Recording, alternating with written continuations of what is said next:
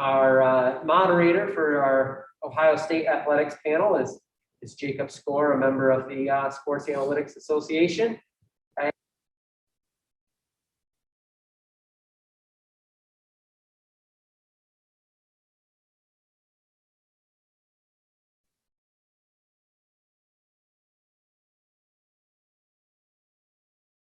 The Director of Financial Planning and Analysis for the Department of Athletics here.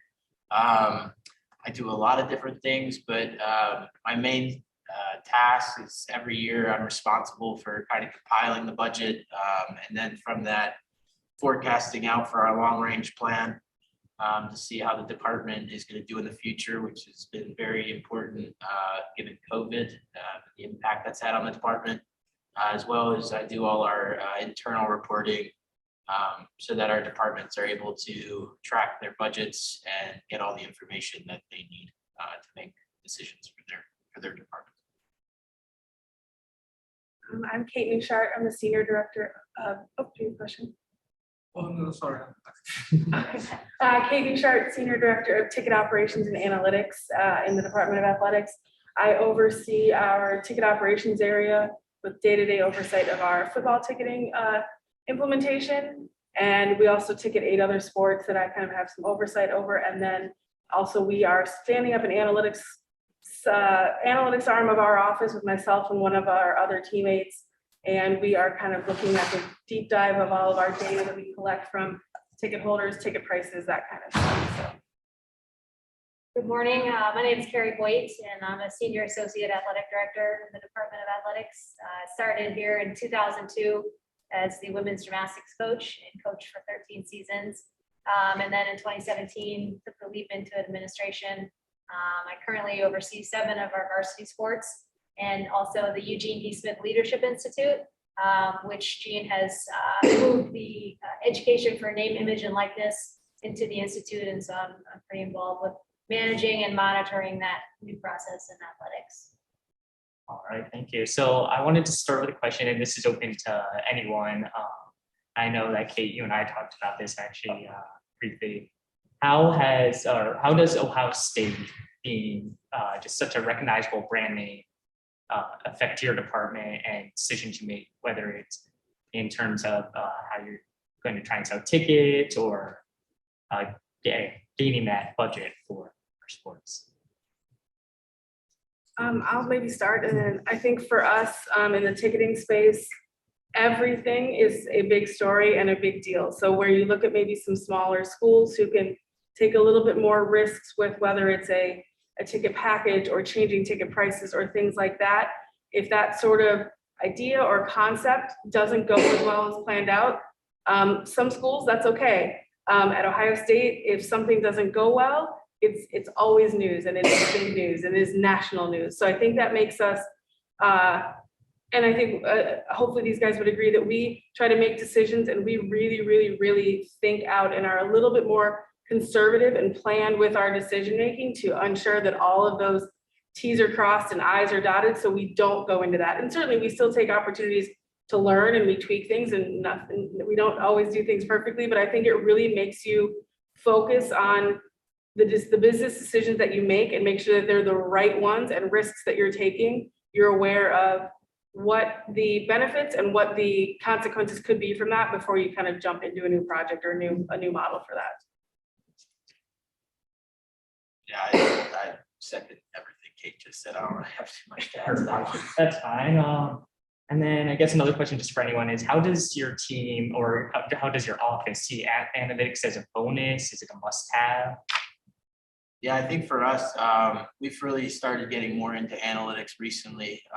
Like we moved all our financial reporting into Tableau, which is much more visual and gives us real-time data to the departments, which in the past that was we were about a month and a half behind just due to the systems here. So I think for us, that's a huge thing, and trying to get the data into the hands of our departments so they can make the best decisions for their teams. And that's a goal I really strive for, and try to continue to improve upon that each day. Yeah, and I would say in the Leadership Institute, one of the things that we really utilize analytics for is our graduation metrics. So we have about 1,000 student athletes. So in any given semester, we have about 250 graduates. And the goal for all of those graduates is before they get their degree to have a full-time job, to be in graduate school, or to be going pro in their sport. So those are the 3 buckets. And so we do a lot of monitoring in terms of our programming to see who's attended what, and then the outcomes as it correlates to their graduation. I guess back to you, Carrie. You talked a little bit about how NIL it's a new thing. It's emerged recently, and it's it's a topic a lot of people are still talking about. How has your role changed since the NIL bill has been passed? Yeah, so the NIL bill is just, came effective July 1st, and nobody really knew what to expect. It's brand new, and like anything, we're learning as we go. And I would say, I spend a lot more time day to day on that as it is new. And we have an NIL SWAT team with various departments in the university, legal and trademark and licensing. And so, it's given me the opportunity to dive in with some other units on campus, which has been enjoyable. But it's an ever-changing world, and just when you think you've seen it all, something new comes across. So yeah, to say that we have everything under control in NIL would be an overstatement.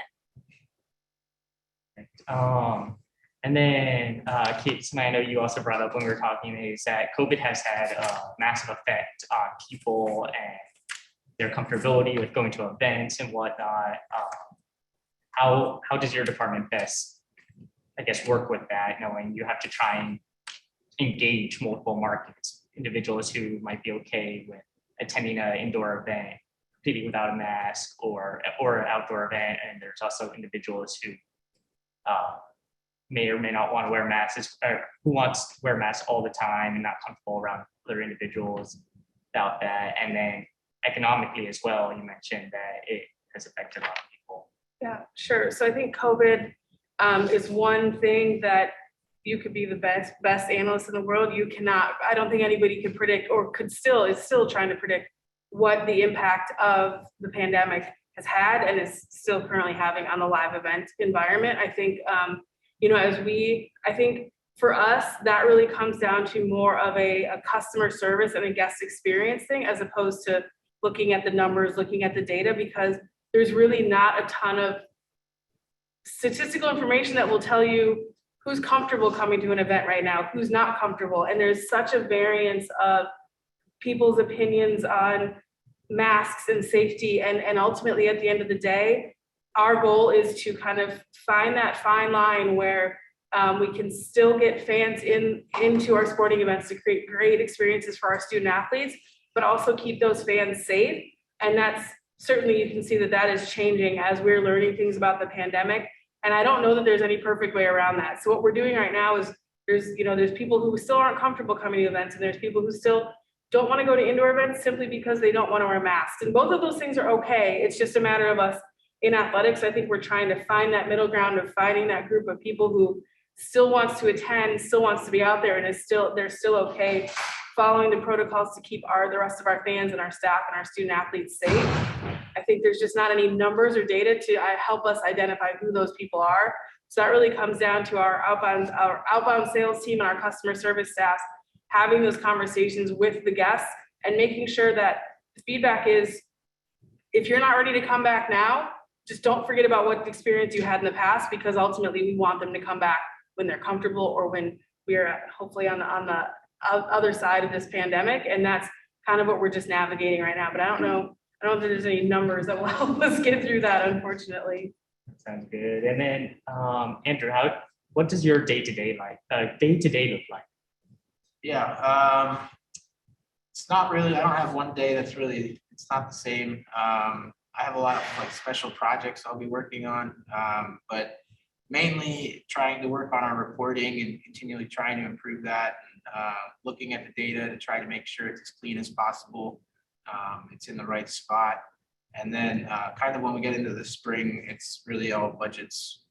So making the templates that we send out to teams, trying to help them get through that, and then compiling that all into our, for the whole department, and kind of seeing where we're at for the year and if we need to do anything from there. And then Yes, this is, I guess, more directed towards Kate again. One thing that you mentioned Ohio State has done is move towards digital ticketing. How has that just transformed your department? So digital ticketing is a game changer for us in the analytics space, really. Digital ticketing was going to happen. We were ready to do it, but COVID really allowed us to accelerate that plan probably 3 or 5 years ahead of where we were planning to be originally.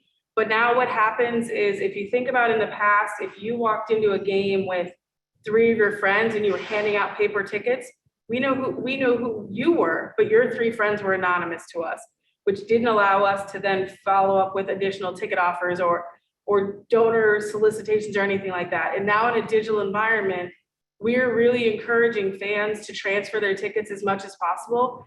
And what that does is that reduces the anonymity of fans. So we now know who's in the building, and that helps us, right? It helps us from a safety and security standpoint on game day, but it also helps us from a future prospecting market. So then our sales team can go out and say, hey, we saw you came to Penn State. Do you see that we have tickets available for Purdue? And those natural touch points can happen.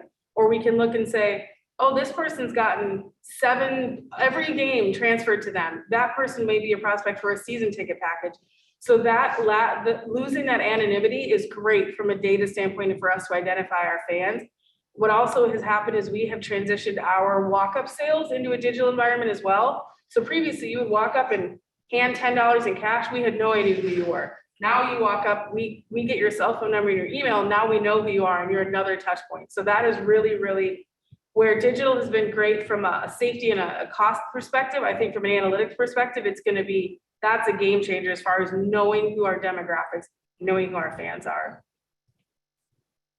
And then, Carrie, I know that you work a lot with the student athletes. Have you seen, has COVID had a massive effect on them and how you have to, I guess, interact with them and help them develop? Yeah, I think, COVID was a challenge for the freshmen in particular. So we sort of started this fall with the understanding that we have 2 classes of freshmen because a lot of them never even stepped foot on campus last year. So we've put some additional programming in place to help them transition both those 2 classes and just understanding the resources that are available to them.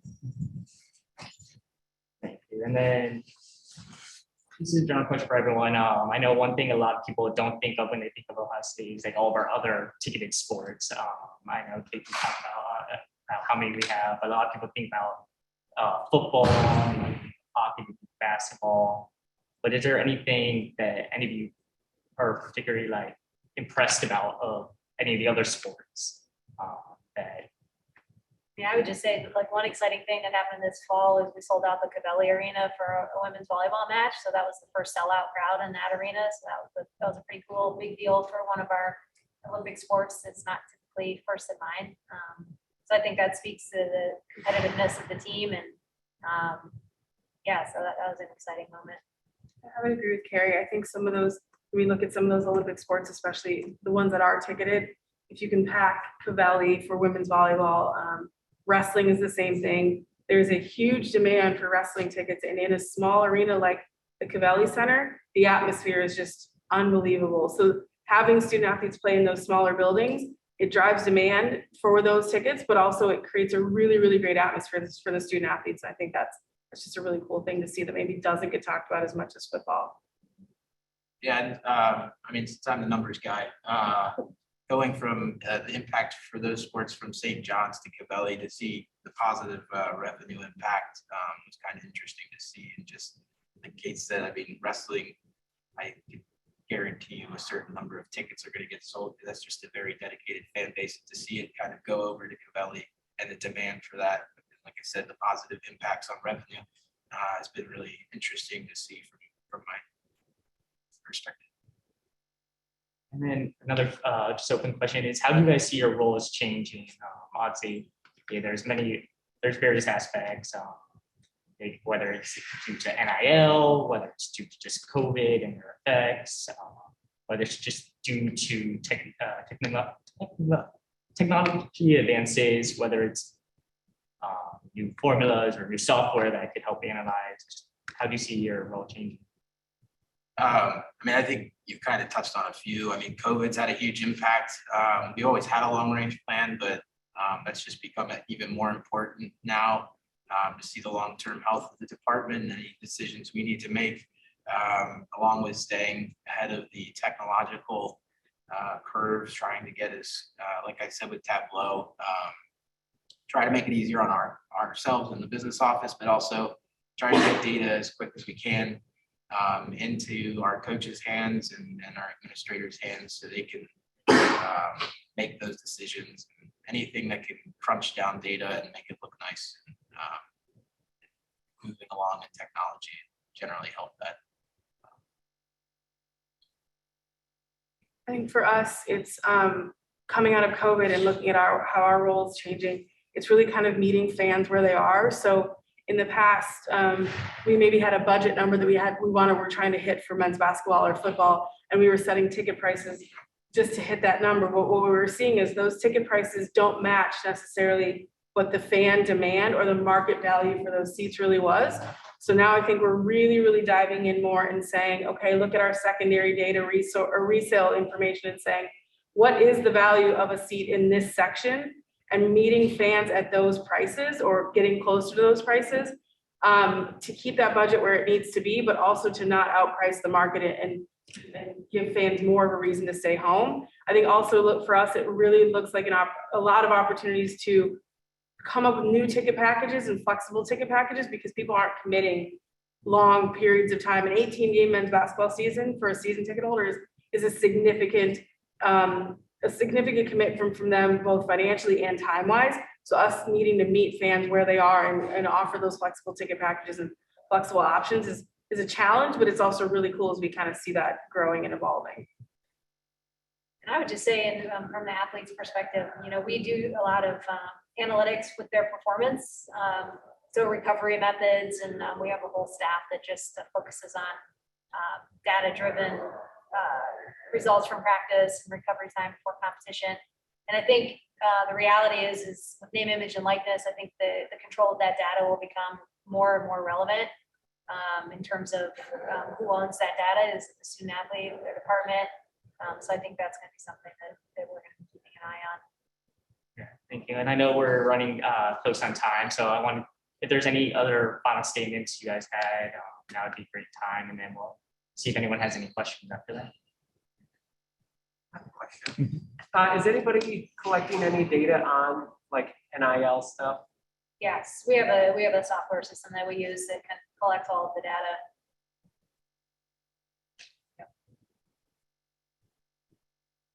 Any other questions? I'm curious when we're finally past this pandemic and maybe get as close as we're gonna be to normal. Are you gonna look back on these years and the data you collect for these years as kind of like asterisk years? And I'm like, oh, well, that was COVID years, whatever. Or is now like gonna come back and be useful? To give you the very quick answer, yes. So I already do that. So fiscal year 20, which would be July to June of 19 to 20. I already don't use that because the back half of the year was when COVID started. So their expenses are way down, which is unrealistic because we didn't have spring sports really. And same with 21. Revenues are down, I don't know the percentage, but close to like $100 million. So it really doesn't help me when I'm trying to predict the future or anything. It just actually makes it worse because I'm looking at data that makes it skewed. So.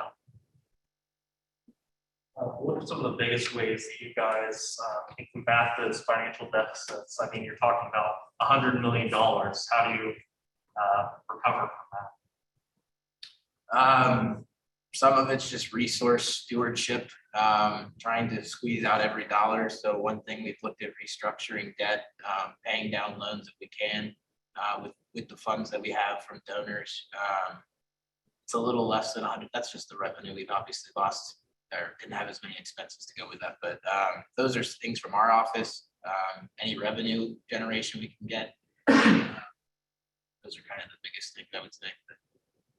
I think for us with that, it kind of looks, it seems a little bit counterintuitive, but as we are coming out of COVID, we're actually looking at lowering some ticket prices because right now you can set a ticket price that you think is going to help crunch that deficit. But if people aren't willing to spend it it doesn't matter. You can set, you can set a Purdue ticket at $500. If it doesn't sell, it doesn't go anywhere.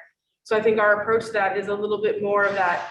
You come at a more approachable price and you're going to sell more of those, which helps you bridge that gap. And so I think coming out of COVID, we had some ticket prices set for our, 2 premier sports, and we have adjusted those significantly just to try and make them more approachable, more affordable, but still try to make a little bit of a dent in that deficit that Andrew was talking about.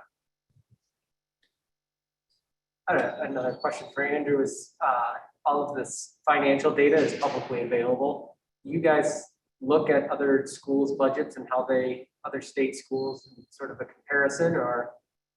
Not really. I mean, everyone kind of does things differently. I mean, I do talk to colleagues that I know, but that's more kind of how they do their process, not so much numbers wise, but.